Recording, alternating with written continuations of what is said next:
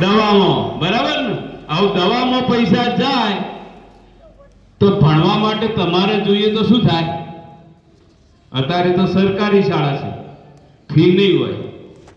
ઘણા બધા ચોપડા પણ ફ્રી મળતા હશે, ડ્રેસ પણ ફ્રી મળતો હશે, શિષ્યવૃત્તિ પણ મળતી હશે, અહીંયા જમવાનું પણ મળતું હશે, નાસ્તો પણ મળતો હશે, બધું જ ફ્રી હશે, બધું જ મફત હશે. પણ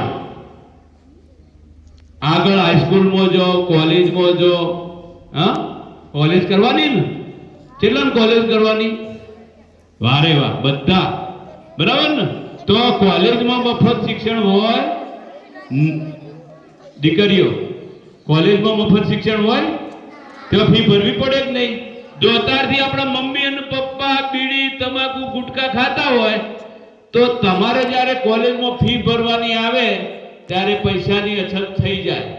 કદાચ એ 5 રૂપિયાની બીડી, 5 રૂપિયાનો ગુટકા ખાતા હોય અને પછી જો કેન્સર કે ટીબી કે હૃદયરોગ જેવી બીમારી આવે તો પૈસાનો ખર્ચો થાય કે ન થાય?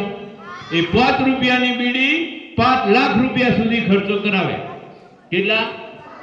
અને તે છતાં પણ આપણા પપ્પા કે બા કે મમ્મી કે દાદા પાછા ઘેર આવે કે ન આવે નક્કી નહીં.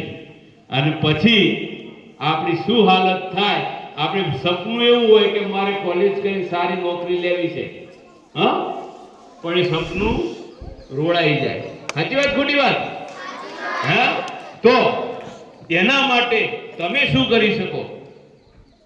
આ વ્યસન નામનું ઝેર કેટલા બધા લખ્યા છે, જોયા છે? વ્યસનની મજા, મોતની સજા. દેખાય છે? જીવનને હા, તમાકુને ના. તમાકુ છોડો, ટીબી અને કેન્સરને અટકાવો. હા, બરાબર ને? પછી એક નાનું, એક બીજું નીચે એક દીકરી બોલે છે. કોણ વાત છે? વાત ઊભી થઈ, ઊભી થઈ. હા, તા ના આવડે એમ ને? હા, મારે દેખાશે, દેખાશે.